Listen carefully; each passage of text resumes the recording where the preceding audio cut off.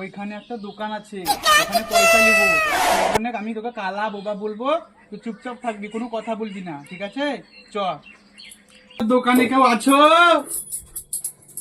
এই কালা বোবা মানুষটা দুদিন ধরে কিছু খাইনি, দাদা ওকে একটু সাহায্য করো।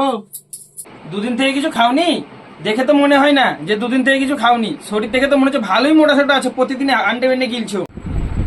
আসলে ও দুদিন ধরে কিছু খাইনি তো, তাই এইভাবে কেঁদে কেঁদে ছেলেটা চোখ মুখ ফুলে সে শরীরে এরকম মোটা হয়ে গেছে। দুদিন থেকে কিছু খাওনি? हरामी লাও, हो बेटा। লাও পয়সা। থেকে কিছু খাওনি তাই লাও পয়সা দিচ্ছি, কিনে খাও গা।